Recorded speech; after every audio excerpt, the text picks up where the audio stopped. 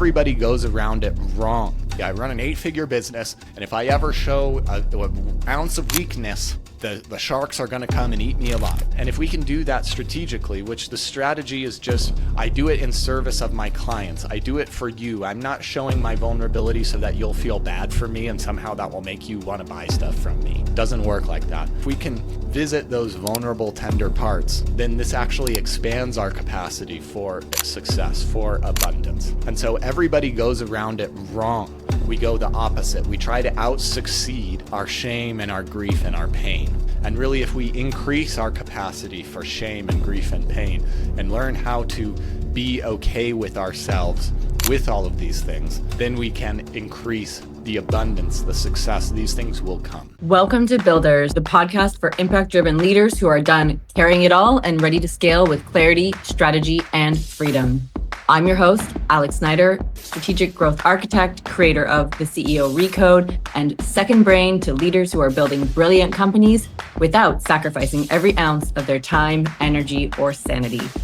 Each episode, I sit down with bold leaders who've rebuilt, recalibrated, or redefined what it means to lead well and live well on their own terms. We talk messy pivots, leadership upgrades, tactical wins, and the deep personal work it takes to build a business that actually works for you. If you love the episode, make sure you follow, rate, and share it with another leader who's building big and wants to build smarter. And if you're listening and thinking, damn, I need someone in the guts of my business with me, let's talk. Book your free business breakdown call using the link in the show notes. In 30 minutes, I'll help you pinpoint where blockers in your time, team, or strategy are silently stalling your growth and define 2 to 3 high-impact shifts you can implement now to regain traction and build momentum. Now, let's dive in. Let's build it better. Welcome to Builders. I am so excited to have you here with me today for this conversation. Alex, I'm absolutely honored to be here. I know that putting together a show like this is really a labor of love, and so much goes into it behind the scenes rather than just having fun conversations all the time. And so it means a lot that you would have me here and share me with your audience. Kyle, you know that more than most people. I really appreciate that you called that out because this part is the fun part. And to your point, there's all kinds of behind the scenes, so thank you. Of course you're going to understand that because you are a world-class presentation coach, a story strategist, and you work with so many coaches and startups and entrepreneurs to use storytelling to better communicate across all platforms. So you understand all components of this more than most people, which is why I'm really excited to have you, because I think so much about growing a business, leadership, is about presence. And I think that we don't talk about that very much outside of, I need to present at a conference, or maybe if you're in the startup fundraising space, I need to pitch. So I am super excited. I, as always, don't even try to do you justice in an introduction. Kyle, in your own words, can you tell us who you are and what you're building? Absolutely. So I work with some of the highest level experts out there, and they have gotten to a point where they've achieved great things. They have great teams. They have an amazing product. They know what they're doing, and actually their own experience and their own brilliance makes it difficult for them to communicate effectively when it comes to speaking on stages, speaking in webinars. It's not enough to have great clients. It's not enough to have a good podcast or a strong Instagram or know how to do ads. And a lot of people, when they reach a certain level of success, they think that they're automatically a great speaker. And it's really not so. And a lot of us, to get to where we are to be successful in our businesses, we need to have some wires crossed in our minds and in our lives. And a lot of times the wires can get crossed in any number of ways. And but the real dysfunction is often the same. And it's very functional and useful in the beginning. It's, I'm going to prove them wrong. I'm going to work harder. I'm going to achieve my way to success. And this is great in early stages of business, getting your business off the ground in the early six figures. But there comes a point at a certain level of scale or success or team revenue where you can't outwork your own problems. And many people come to me right at this inflection point because they're very time poor and they've been using the same presentation that they came up with on an espresso binge the night before the conference that they gave it at the originally. And it's been working good enough for them, which is about C minus. And then what happens then is they get their C minus results. It's not good enough to really move the needle enough for their business. And they go back and they try to overcompensate by outworking things. They step on their team's toes and they try to achieve their way to compensate for these problems. And the problem is a deficiency in understanding who we are and why that's important. And like when we try to do this on our own, like if we were to pull up a Google search in our own brain, and it's like, what would be the best story to tell at this conference? Our brain will redact most of the stories that are actually good ones because we've labeled them as bad stories, bad moments, things that we're ashamed of. Or when we're trying to think of what should I teach that would actually make people want to buy from me, we think that I need to teach as much as possible to prove to them that I'm an expert, which often really sends us in the very much wrong direction. And so a lot of the people that I work with, they need to be tricked into feeling and experiencing their stories and their teaching from outside of them first because they're so entrenched in it. And they're frankly so busy that they maybe could figure this out on their own if they had enough time and spaciousness, but they don't have the time. And so when somebody comes to work with me, I'll ask you questions, I'll draw out the story, and I will reflect it back. I will tell you your story as if I am you, so you can feel it for the first time differently.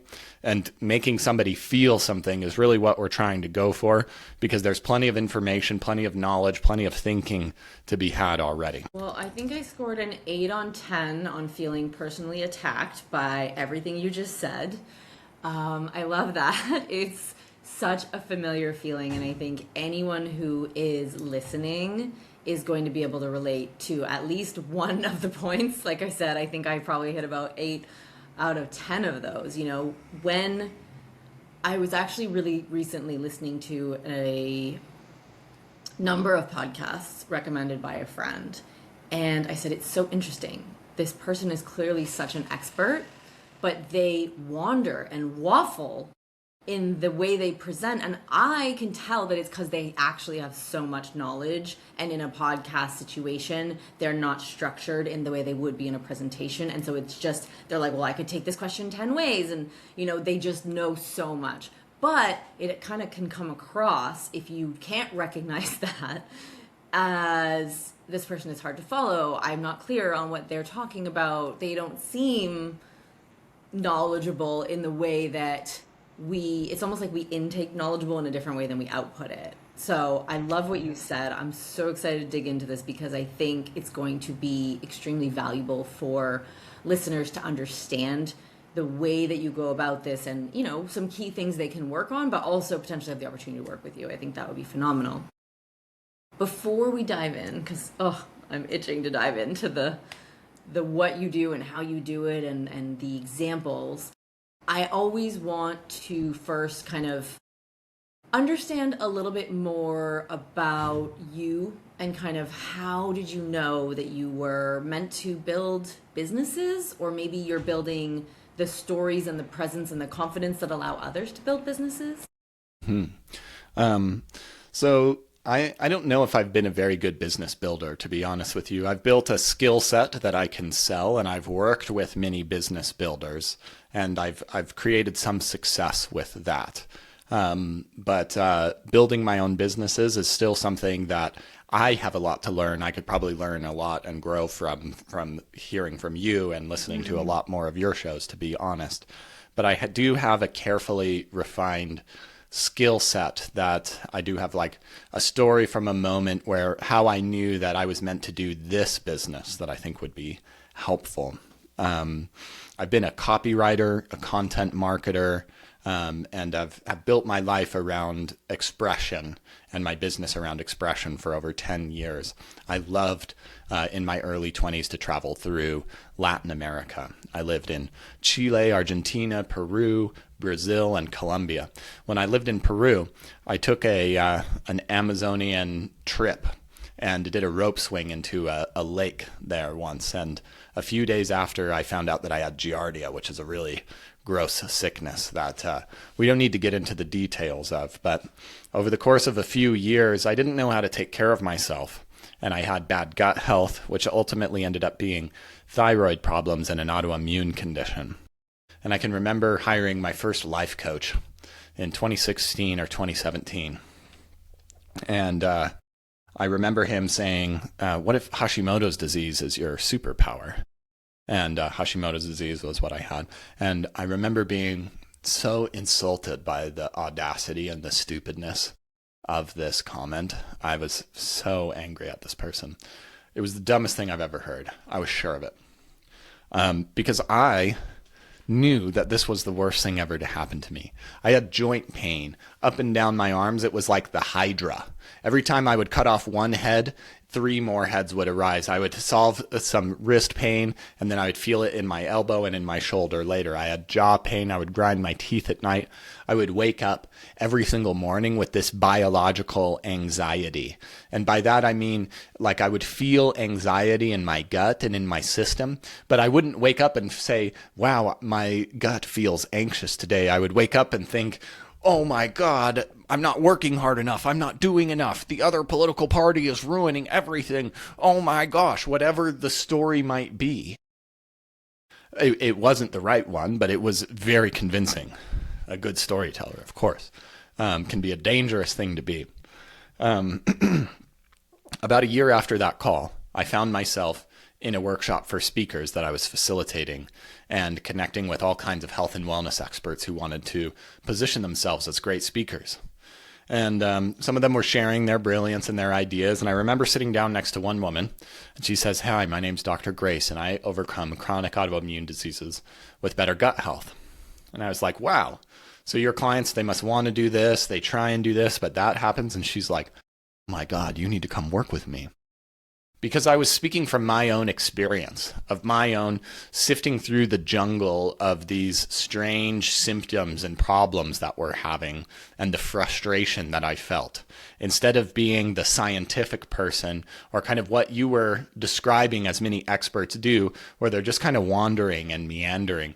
And frankly, they're doing that because they've forgotten one important thing. They feel good when they're doing that. They're like wandering their own minds and this is so awesome.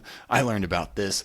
It's so freaking cool. Oh my gosh. And they're not at all thinking about the client or the person or where they at and what they need. And I could see that this person needed my help so badly and that I needed their help so badly. And my life changed in an instant. It wasn't because I was a skillful copywriter. It wasn't because I had built successful businesses. It was because of who I was. And frankly, the things that I thought were trash about me, the condemnations, the curses, the worst part about me, that freaking life coach was right. It was a superpower that set me apart. And this happens with everyone that I work with, is that we are neglecting a certain part of us, that if we learned how to express it, we could not only enroll more of our clients, but we would make different and better decisions. And it was around that moment that I realized how important storytelling was and how I wanted to infuse that in stage presentations, which were very exciting and very fun. It reminded me of like being a musician when I was younger. Giving a performance like that to really grow your business was just absolutely enchanting for me. And so that's a bit about how I got into this particular business, among many choices. Wow. I mean, I'm not shocked. Goosebumps on the story. And of course, it's an amazing story. I was there with you. And as somebody who battles with an autoimmune disorder, oh, could I relate to your journey? And can I relate to how challenging the experts in the health industry find it to engage with patients with this particular kind of challenge, let alone, all the other ones. Um, also, love this topic. I actually did an episode, I think it was in season 2, where it was dyslexia as a superpower. And an amazing client, who's also now a good friend, come on and talk about this because we both had that. But I also had my first coach I ever worked with tell me, your superpower is your kryptonite if you can't learn to control it. And it's really reminded me of what you talked about, of just the more we actually understand ourselves, the more we can leverage. Like, you have to understand the shape of your peg to understand the holes in which it will fit, is probably a very inelegant way of understanding, like, where can you plug in and make a difference, or whatever it is you were trying to achieve, where can I plug in and achieve X. When people see what you're doing now, when they hear what you do, I mean, I just listened to you and I got chills, and it is clear to me that there has been a very significant personal arc to arrive where you are, and that it's at least one of the things that fulfills you in life, which sounds like an amazing headline, right? Like, oh yeah, it was tough, but like, look where you are, right? I did it. I'm Exactly. cured. What do people not see when they hear that headline? I love doing this work because I love finding ways that people can value and express themselves. And it has also been my biggest challenge, and something that I honestly still struggle with. Still to this day, I'm like, well, I don't have anything that interesting to say. I don't need to post anything. I shouldn't write another book or these kind of things. And I struggle with understanding my value and my place. And I struggle with trying to overwork in order to earn my place or earn a sense of safety in this world. And it's so, I want so badly what I offer other people to happen for me. And I suffer from the exact same problems of I'm so close to it and I don't relate to myself appropriately. And so it's so fun and satisfying to see how people physiologically shift when they experience their stories in a different way. The thing that they were sure was a burden becomes an opportunity, and the decisions that they make because of it. Or simply when they learn that spending time being creative and thinking about their talks and their stories is valuable and worth their time, then they stop doing so much operating in their business and actually free up more time. They start to live the business that they actually wanted to live, which is another thing. I have this problem of not giving, I've wanted to create a lifestyle business that I could travel the world and do a lot of these things. And it's so hard for me to actually give myself permission to do that. And so I'm right there along with all of you. And I work with people. There's this kind of trope that a lot of entrepreneurs have of your ideal client is you 5 years before. And for me, my ideal client has always been me 5 years or 10 years ahead of me. But that often means they see me and they're like, who's this young guy? And I don't have as much money as you. I don't have as much team as you. I haven't done these things, but I've struggled so much in this one particular area. And I know that if we can shift this one needle for you, that so many things open up. And that's what I hope they can see, and what I don't think everybody sees, or most people don't see, and they would rather work with somebody who is there's a lot of stage coaches out there who are on stages and they're buying the biggest ones and they have these big things and presentations. And while I tell good stories and give good talks myself, I'm not as flashy and I'm not as externally successful. But what I do provide is a level of presence and challenge and depth that I don't think many others do. And it's how I get you to the talk that converts that's really going to make the difference, not what the talk ultimately is. so interesting. I want to key in on the first part because I think what you just mentioned is also reflected in your business model, right? The people you see on those big flashy stages are often, it may not be the first offer they make, but they're often helping you with pay to play opportunities. They've bought the stage that they're on, and they are going to help you get on stage for a fee. Not just to them to help you speak, but to be on a stage through the network of pay to play opportunities. And from what you've just described and what I know about you, you're not promising to plug me into my next speaking opportunity. You are promising to unlock the thing in me that will amplify my communication, my storytelling, my ability to communicate a important point with presence, but it's ultimately still up to me or up to another service provider to be getting the opportunities in the door. Is that fair to say?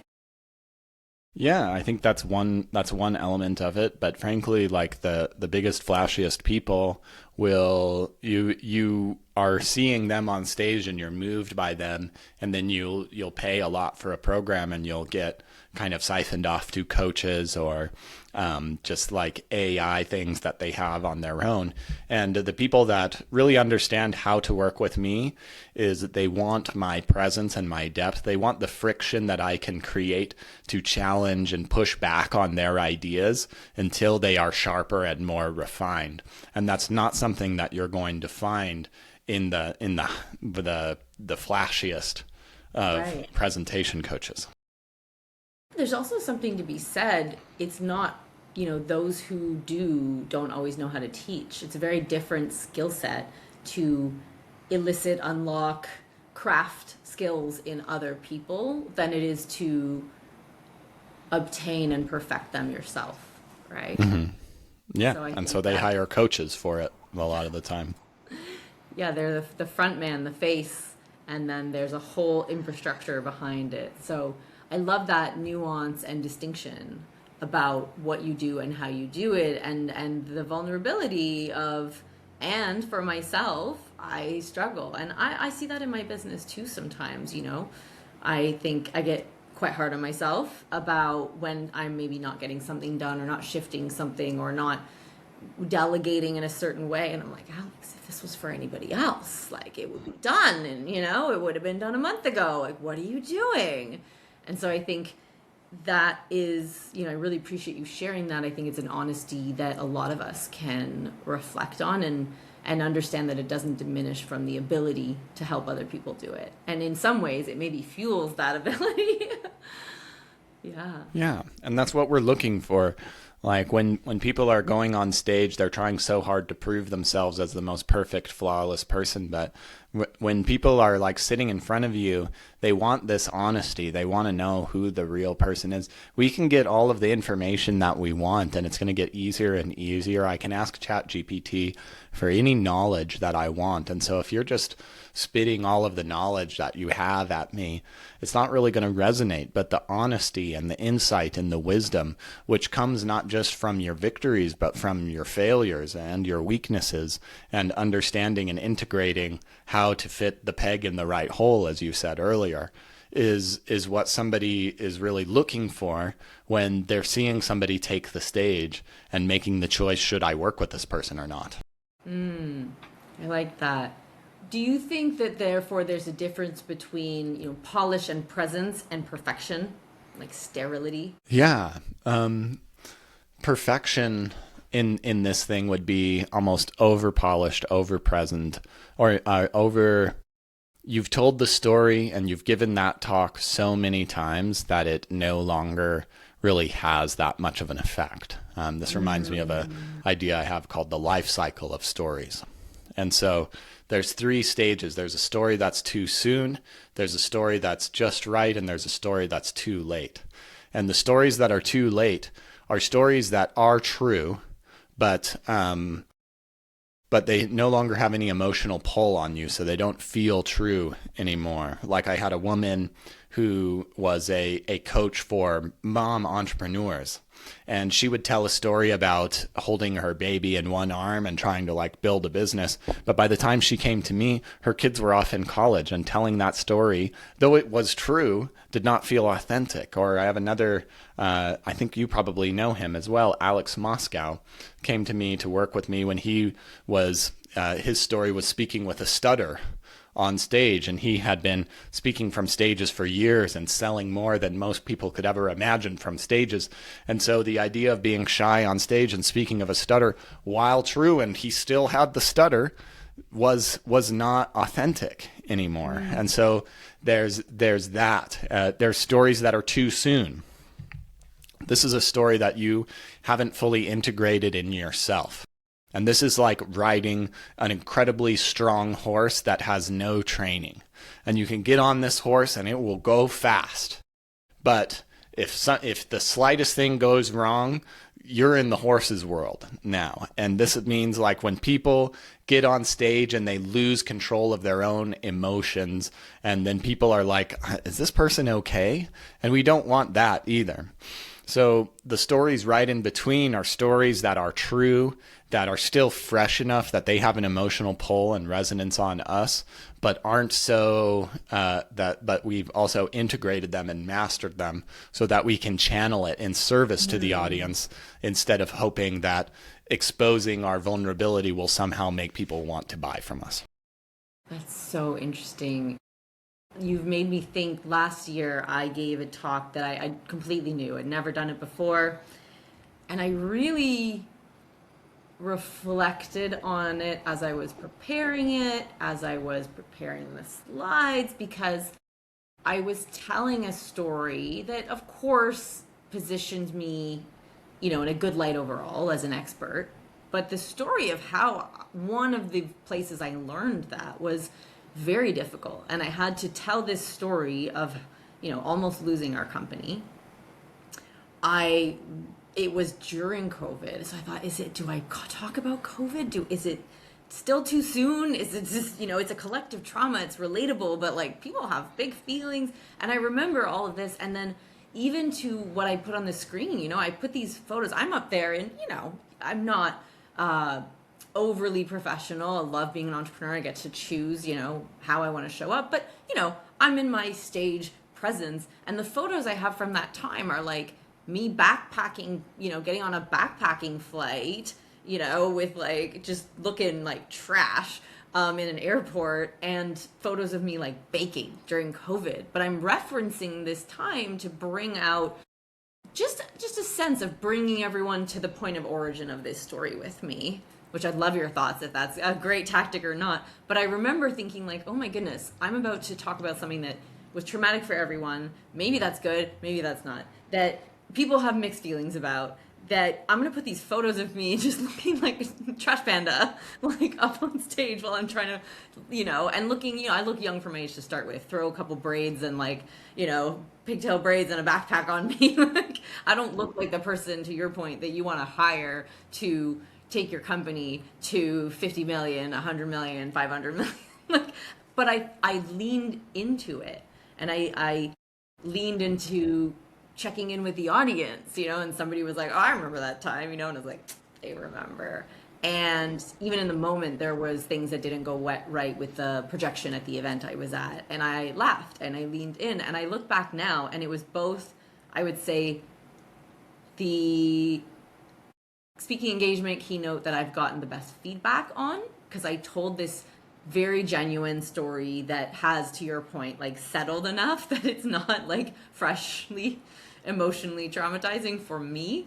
And I kind of had fun with it. Like I enjoyed it. It reignited my love for this stage. And so I'm listening to you and I'm like, oh, okay, I think that I understand why.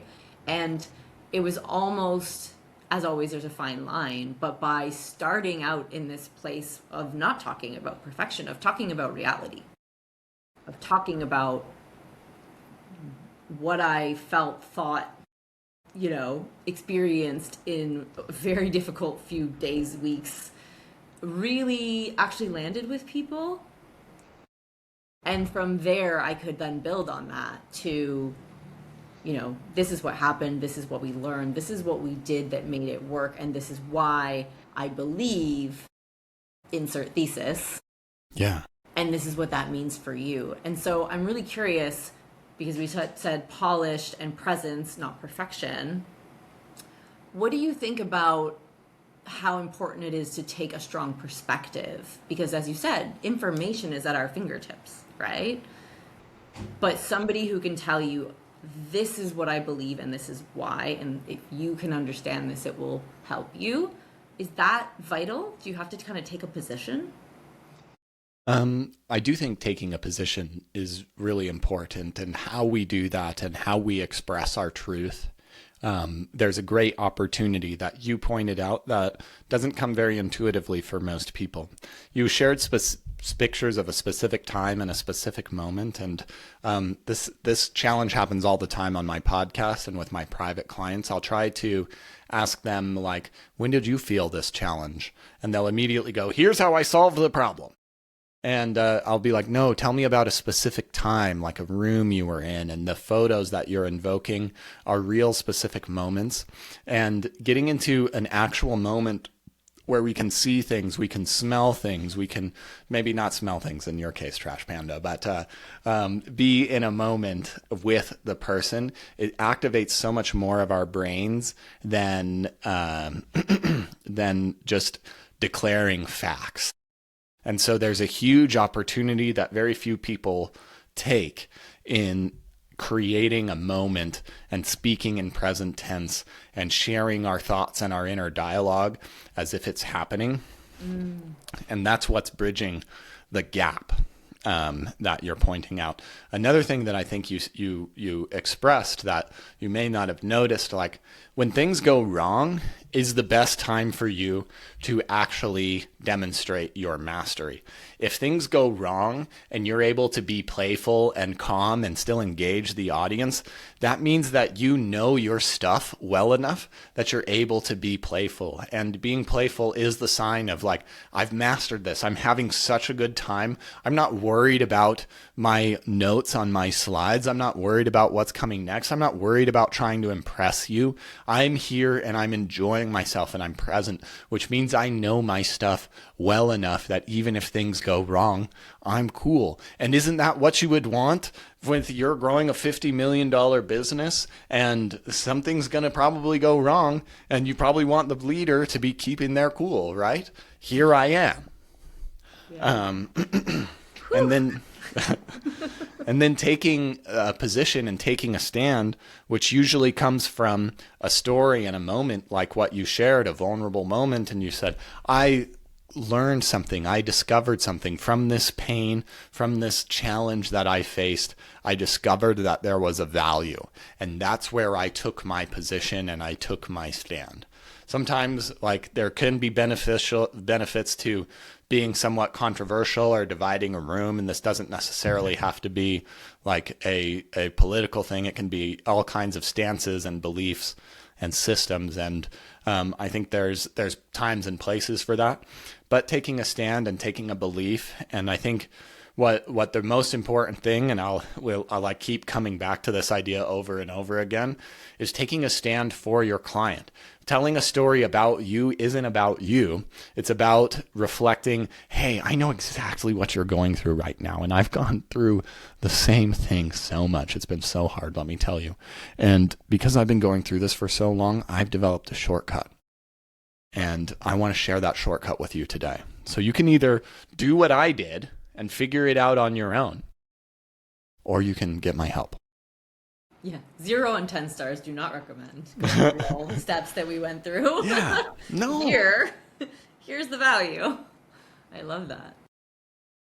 So you have been on your own journey. You work with leaders who are on their journey. Are beliefs about leadership that either maybe you've had to rewrite, or that you see, really big leaders you work with having to like rewrite these beliefs or these understandings, or the stories they were sold on their way up, that when they get there, they're like, this ain't it. Mm-hmm.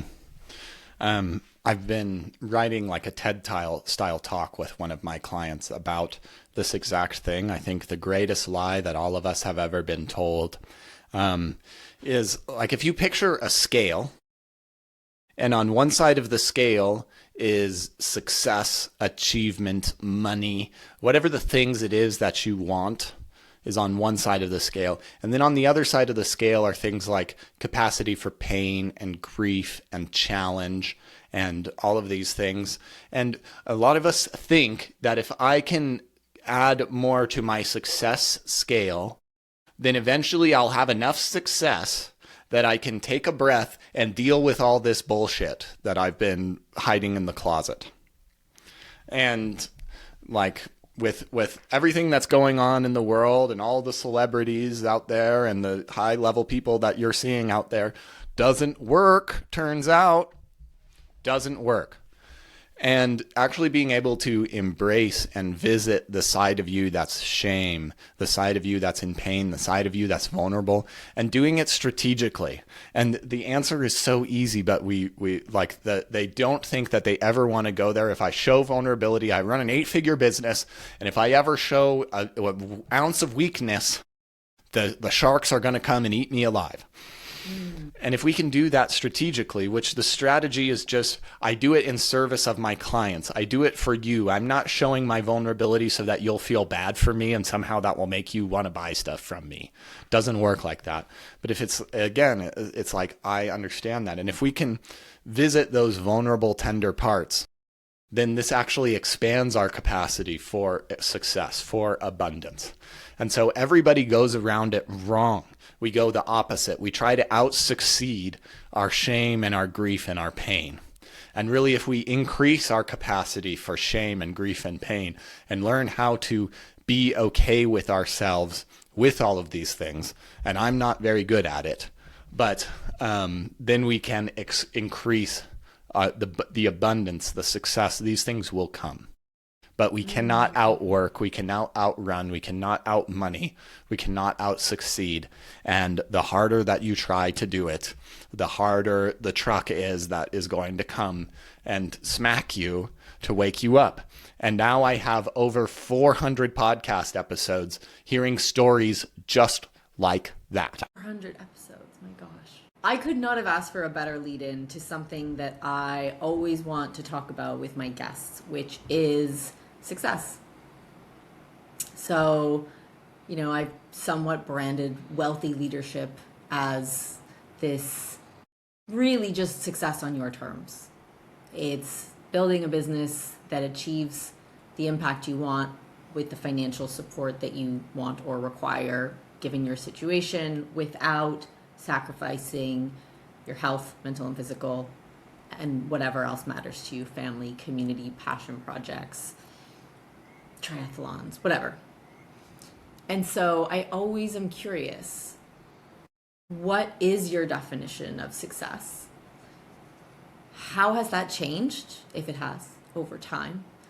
And are there things that you're no longer willing to trade off within that? Yeah. Success more and more for me has less to do with external things and more to do with me being okay with where I'm at in my life right now. And that being said, I can be way more successful. But there's I've spent so many times and so many years thinking, okay, once I get this much money per month, once I cross the 6-figure mark, once I do this, then I'll finally be okay and I'll finally do this. And like I was just saying in this scale metaphor, the needs of my business have always expanded to meet me wherever I could possibly be, and they will always rise to challenge me. And being successful is like spending a Monday morning playing guitar instead of trying to do outreach or write copy, trusting my sales process and everything that I'm doing, knowing that the right clients are coming my way. Success is spending time with my own vision and my own magic and wondering, what do I really want from my life? What do I really want from this year? Not as how do I make more money for this, but actually have a vision that is exciting and inspires me. And I have I don't know if I'm perfectly good at like no longer accepting things, because like a lot of this week I've had 5-6 hour blocks of Zoom calls, and some of that's just necessary for where I am and building relationships and doing things. But I would like to defend my AM time a lot more and just use that for time where if it's not playing guitar, it's writing posts, it's sharing my stories, it's working on my business and doing my own things, or it's going skiing, and or it's taking some time off. And the more that I can do that, like having more money would be great. I would love some more money. Having more clients, I guess, is also more money. And having an easier time with that. And I, of course, want all these things. I would love to be able to afford a house someday. I would love to be able to make some big investments. I would love to have a really strong retirement account.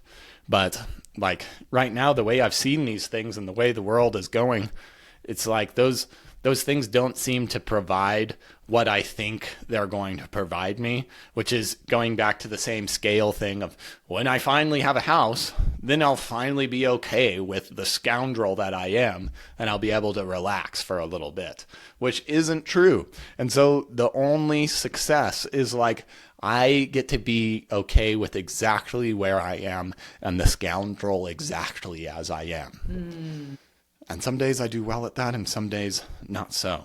But again, it's like it's a process, and I'm learning to sit with my own grief capacity, with my own pain capacity, and to learn to love and embrace that, and give the love to like my inner child self, and this part of me that for so long I've been just driving hard and pushing, which I think is like my trips to South America were not the only reason that I have an autoimmune condition. And I have an autoimmune condition of the thyroid, which there is something of like speaking my truth and expressing myself and being in alignment and sharing my emotions fully, which is like a blessing and a curse. I think that I feel a lot more than most men in particular, and maybe most people. And it's really frustrating.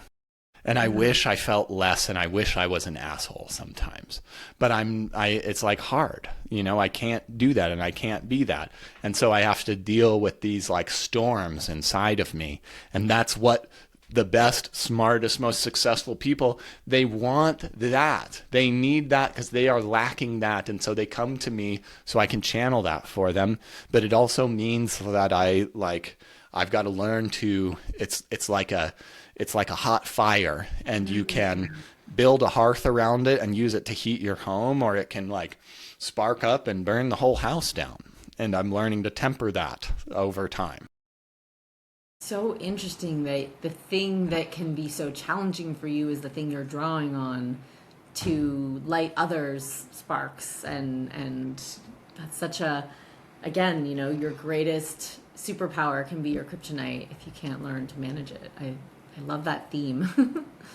When we talk about highs and lows and the moments that shape us, what do you think about failure? Having it all? Do you think that you must fail along the way to be successful? Do you think that it's possible to have it all at some point?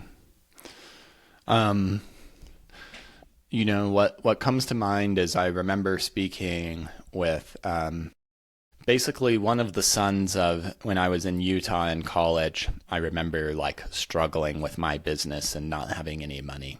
And one of the sons of basically the equivalent of the Rockefeller families of Utah was hanging out with me. And he looked at me and he was jealous of me because he had never had that pressure in his life. He had never had, it would be like growing up on the International Space Station and never experiencing Earth's gravity, and that would mess with you. And if you got into the gravity of Earth, that would be a very unfortunate thing. And so he never had the gravity of pressure of having to solve problems because there was always enough money around.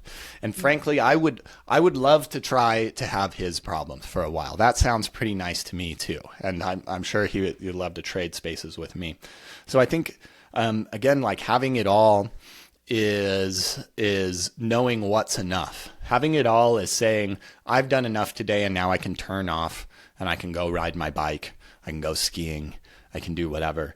And failure, I think so. Like I just experienced a failure on a more personal level, on like a relationship level recently, where it was a result of me not being able to take care of myself and speak my truth and honor things. And like I said, I've listened to 400 episodes, 400 stories just in my podcast, not even the thousands more that I've worked with, but of these people who get to a point of ignoring their pain and ignoring their problem, and the pain gets so loud that it hits them like a truck, and then they decide to make a change. This is what every story begins with.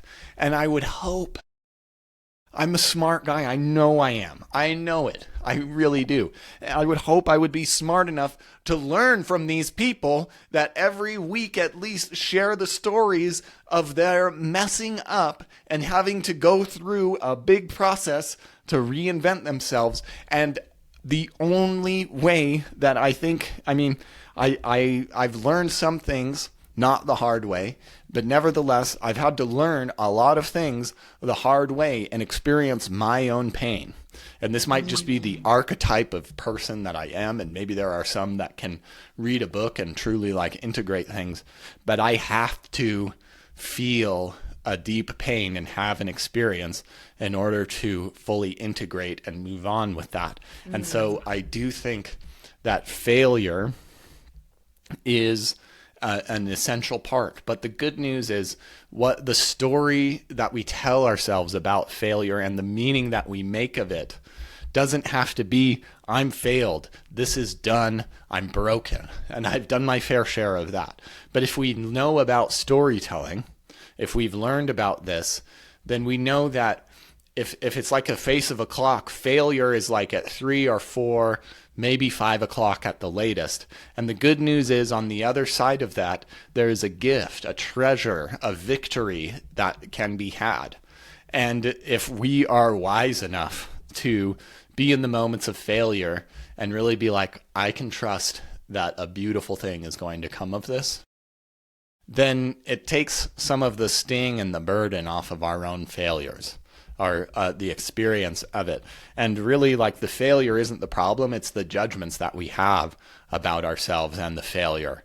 That's really the problem, or the meaning that we make of it, that really creates a lot of the challenges that we make us afraid of failure. Kyle, I love that. And there are so many threads I want to pull in there. However, I really want to make sure that for those listening who are like, okay, great, like, tell me, how do I get on stage and tell the best story and make people see that I know my shit? Like, how do I do that? Because I know that's probably what I would be thinking. I would be like, really love nerding out with you guys, because I really do. And I want to be better at this. So you said something earlier where you said you extract the story from them. And I had an experience working with a friend on my brand, which, to your point, I waited years to create a brand for my business. All the things, the stories, the way of telling. I was like, no, I'm just really good, and I'm really lucky that I know enough people who know I'm really good, so it's fine. And I'm existing at this way below my potential level in this business, but also partly because I, burned all that jet fuel in my previous business and the one before, right? So I worked with her, and after going through, I said it was like an exorcism. Like, it was like an exorcism. You just went in and you just pulled out the things that we needed from me. And I was like, it was wild to have that experience. And when you said that you helped to kind of extract the story from your client, that really landed for me because it reminded me of that powerful experience. So there is obviously a result people are going for, but then there's how you get there. And so I would love to hear a little bit more about how your approach is different, why it produces, bigger and better results for your clients. Yeah, and we'll give somebody the chance to have something to come away with. So how do we make an authority story? This is an authority story is what you would use in the first 3 to 5 minutes of a signature talk. The purpose of this story is to say, hey, you want to listen to the rest of what I have to say. And a lot of us skip that, or a lot of us think like, hey, I'm a hypey cool person, so you should trust me. And so they come in 3 parts. It's called a 3-act play. The first act is a painful moment. The second act is you putting together a solution. And the third act is you experiencing the benefit of the solution. And a lot of us have a difficult time finding that painful moment. And here's how I trick people into getting past the Google search. And so I would ask you, like, who's your ideal client? Simple enough. We hopefully have that answer. What problems do they have? 3 problems. Sometimes people will give me solutions as their answers, and I'll say, no, we need problems. And then we'll go a little bit further, and I'll say, what would somebody say who hasn't heard you before? They're like speaking to their friend at a coffee shop about these problems, and they're like talking about it with them. How would they describe these problems to a friend that they've never met you before? Okay, good. And then it would be like, what would they say? It's 3 a.m. and they're calling you and they're freaking out and they are so desperate and so afraid right now. And they are expressing things that they've never expressed to anyone. They're telling secrets they've never told anyone before, and you're standing next to them by their bed. What are they really saying about these problems? And what are they making it mean about them? And usually we can unlock some pretty interesting things. And then I will read those words back to them. I'll say, I want you to just feel in your body where these words are occurring. And we'll read them back. And then wherever it's happened, sometimes solar plexus, sometimes in the heart, sometimes in the throat. It depends, but it doesn't really matter. Because once we're feeling it in our body, then we ask the magical question, when did you feel like this? And there's the moment. And the magical thing is like we find this moment, we find the specific moment, the moment that we can walk them into the room in. And there's one more trick and there's one more twist. I don't want you to say exactly how the moment went for you. I want you to take this moment and I want you to paint your client's language on top of it. And when we use their language to describe this moment, it creates the effect of people in the audience feel like you snuck into their room at night and read their journal. And they trust you because you're sharing in your moment and you're leading from a painful moment that you experienced. You're not saying, how many of you have a dirty secret out there? Who has herpes out there? And making them raise their hand. Oh, I have this pain and this problem. You're saying, I have herpes and I was dealing with this dark, challenging thing. And by you being able to lead, they're like, whoa, I feel so seen. Nobody's ever talked about this way before. And that's the effect that we want to create. And so we can get them enrolled that way. The next scene is us putting together the unique cocktail of solutions, not necessarily what the outcome is, but how you get your outcome. I wanted something faster. I wanted to have more fun while I was doing it. I wanted to have time off to spend with my kids. Whatever the unique things that you want to showcase about your product, you start to put them together, and then you reflect an opposite moment. Whatever that dark moment was, I knew I had made it when I was standing on the beach with my family and my business was supporting me, and the only emails I was getting was from my team telling me that there were no problems to be had. And you are reflecting again in your story the outcome that you want to promise your audience. And if you can put these 3 scenes together in about 5 minutes in a 45-minute presentation, then they will want to listen to the rest of what you have to say. Love that. Thank you so much for detailing that out. I'm like, how do we clip this and just make it a little short? It's so great. When you do this, as someone who speaks about strategy is really important, operations is really important, and culture is really important, and as a leader, if you don't grow with your business, it's going to be very uncomfortable. You as a person have to grow as a leader, as an entrepreneur, as an executive, right? It's a personal development course none of us signed on for, but all of us are going through with varying levels of consent. You aren't just helping them land more speaking gigs or even just be better at their speaking gigs, right? Like, what else do you see happen? What are the knock-on effects? I'll tell you a story about one of my clients, Jerry. I was working Jerry for over the last, over 2025. And I remember him telling a story at my mastermind retreat I had in March. And he was a health executive helping build multi-million-dollar health businesses. And he would tell the story of fighting with his wife and then coming home and kneeling in front of his daughter and saying, honey, I need to know, are you scared of me? And she says, yes, Daddy, especially when you and Mom fight. And they're fighting because he's working so hard. He's working 40 or like super, super long weeks, super long days, spending 3 weeks away from home, missing out on all the soccer games and all of the things. But he's doing what's necessary in order to grow the business. And when he told this story at the retreat, he like gets down on a knee, just like right in front of everybody, and you could hear a pin drop when that conversation happens. And he started telling this story to other health executives, and people would be moved to tears, and they would come up to him and want to talk to him about like what he's doing and learn more about what was going on.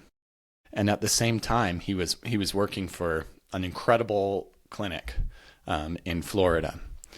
And the problem was he was in the same pattern. He was working 18-hour days. He was traveling, 3 weeks. His family lived in Minnesota, and he was spending most of his time in Florida, like running himself ragged. They wouldn't get him like the right amount of support he needed to actually execute on his job, and they had just incredible demands for him. And he was working hard because that's what he knew and that's what was necessary. And he started telling this story over and over again, and there was a contrast that happened, a cognitive dissonance. You can't tell the story and be living this life. And I can't take all the credit for this, but he was sharing his truth in the story, and he was not living his truth in the life.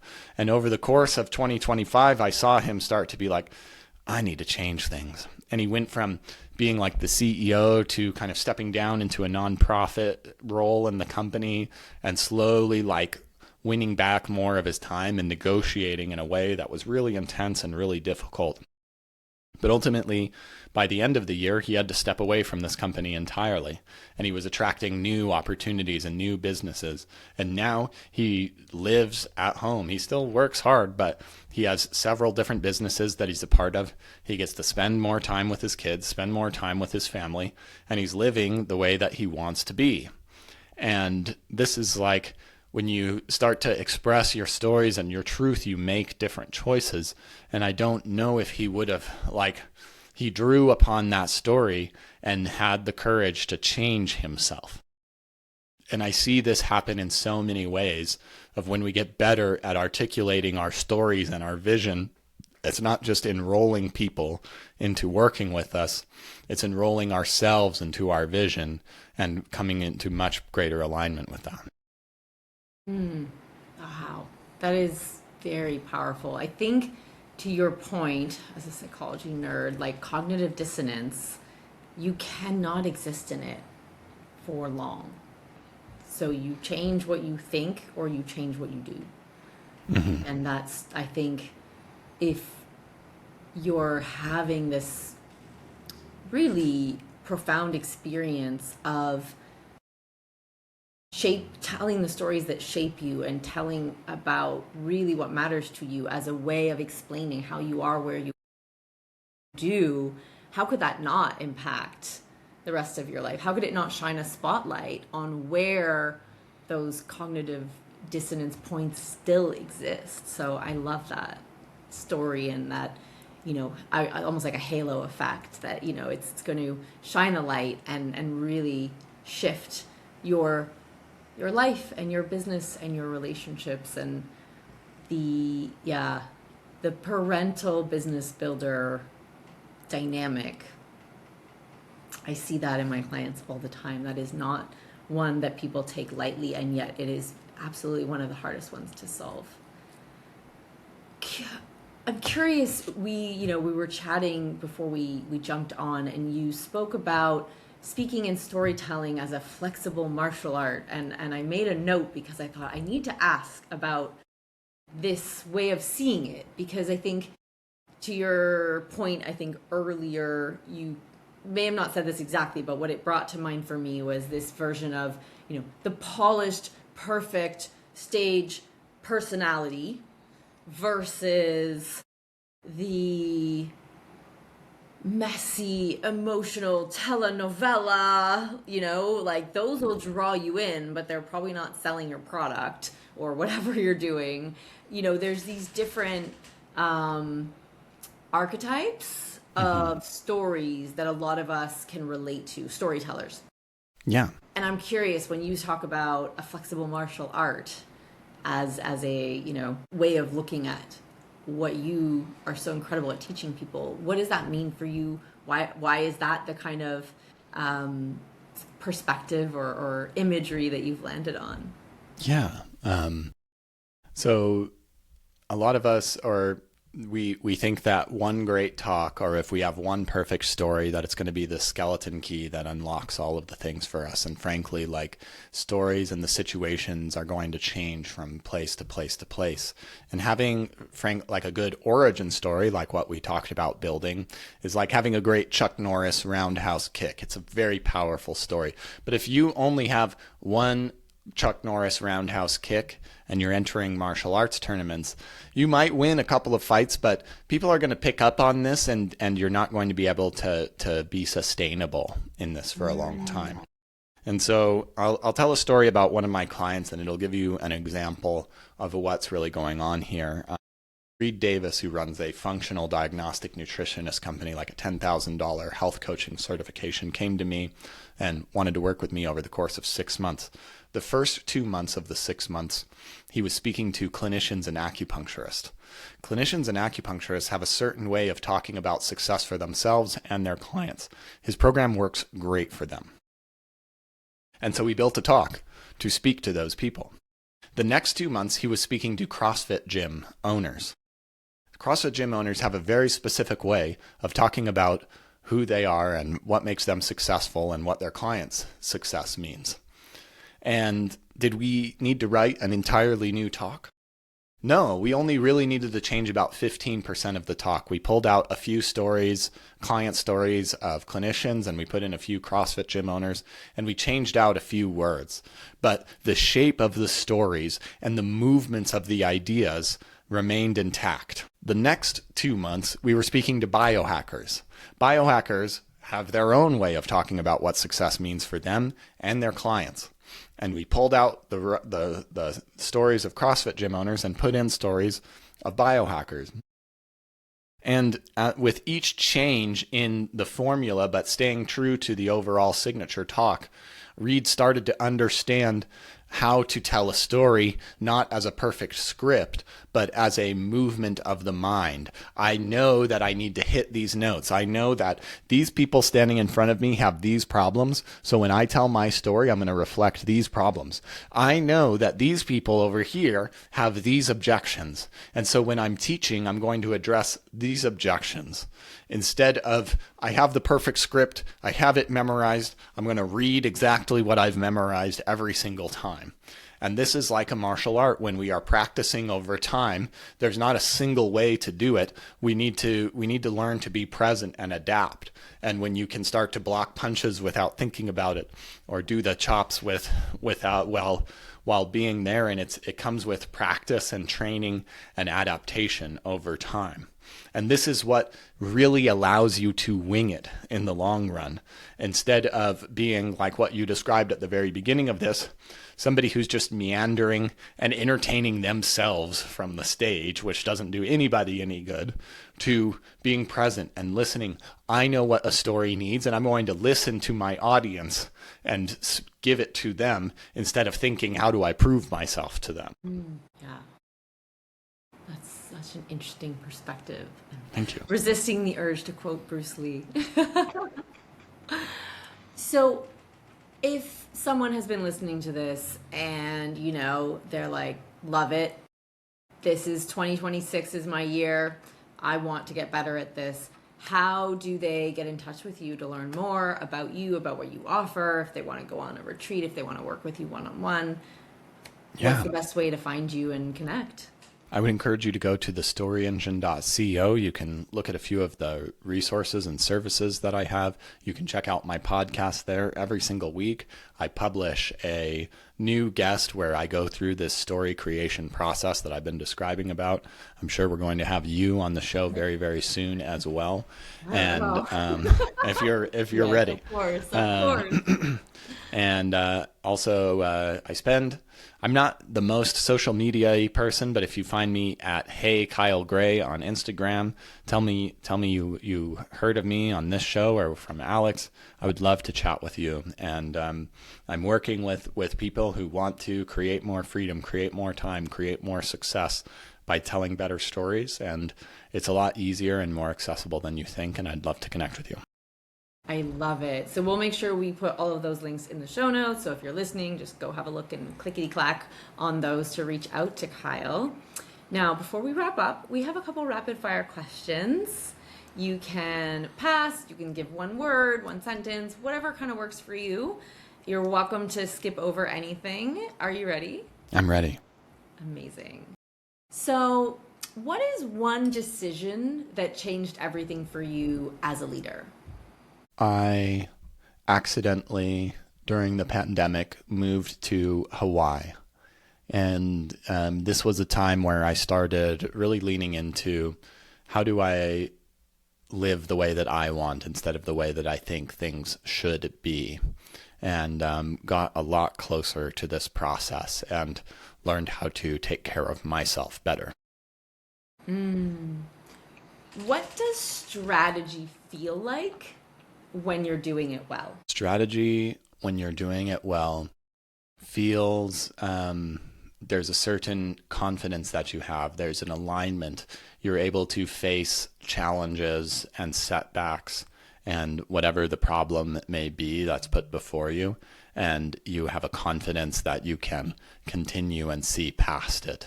And so it's a calmness and a stability. And it's also, I think, strategy informed by vision, which is inspired and excited. Whatever challenges beset you, you have something to draw on to fuel you through it. Is there a book, a podcast, or a person that has really cracked something open for you? There are so many, but I would have to say Mark Manson in this case. I remember reading his blog from a very long time. I had him come and speak at my college when I was a student. And he was one of the first people that really opened me up to, I can build a business and travel all over the world and do whatever I want. And I'm really grateful for what I learned from him. So cool. What's something you've said never again to in your business? I wish I have said this many times, and still sometimes they sneak in. But there's two kinds of clients. There's win more clients, and these are people that I feel like you are going to win and be successful whether or not you work with me, and I want to help you win more, and I want more of those. And there are clients that I call defibrillate clients, and they're the ones that expect me to save their lives. And it always goes so bad working with them because they come to me to learn how to be authoritative, and then they rely on me to give them permission to have authority, and that just doesn't work out. We have talked on so many past episodes about locus of control or variations of that. So yes, 100% can relate to that. If you had a free weekend, zero obligations, how would you spend it? I would go skiing, and I would play guitar, and maybe go to a hot springs. Oh, delightful. Kyle, that is it for today. Thank you so much for being on Builders. This felt like a masterclass in speaking and leadership development. So I really appreciate you coming on and sharing your story, as well as so much tangible guidance that people can use to start to tweak and unlock their own, genius and expertise and knowledge. It's been my honor. Thank you so much again for becoming the person to ask great questions like this, for creating an amazing space where we can have an extended conversation. And thank you for leading so many leaders to businesses and lives that they need. And all of you listening out there, go and rate and review this podcast on iTunes. Subscribe to it. Do it. It's so hard, and it's such a pain for the person that's actually making this thing to ask you to do it over and over again. And it's so hard to get people to actually leave reviews. Please do it. It makes such a big difference, and it really supports the show. Kyle, thank you for that. All of that. That was beautiful. Just such a fantastic conversation. Thank you so much. Absolutely. That's a wrap for this episode of Builders, where we get real about what it actually takes to grow companies that perform without grinding you into the ground. If today's convo sparks something for you, here's what to do next. Follow the show, drop a 5-star review, and share it with someone else who's building big. Don't let it be lonely at the top. If you're ready for more clarity, more leadership freedom, and less of a duct tape and go growth vibe, let's connect. Book your free business breakdown call using the link in the show notes. In 30 minutes, I'll help you pinpoint where blockers in your time, team, or strategy are silently stalling your growth. Walk away with a personalized fix-it list that gives you the clarity you've been craving on what to shift now to regain traction and build momentum. For more tools, insights, and my no-fluff takes on leadership and scaling strategically, join the Builders Club, also linked in the show notes. You can also head over to leaderswhobuild.com, where you'll find all the links to peep my creds, see client wins, or just confirm that yes, I went to the gym today. Until next time, keep leading boldly, building smart, and living success on your terms.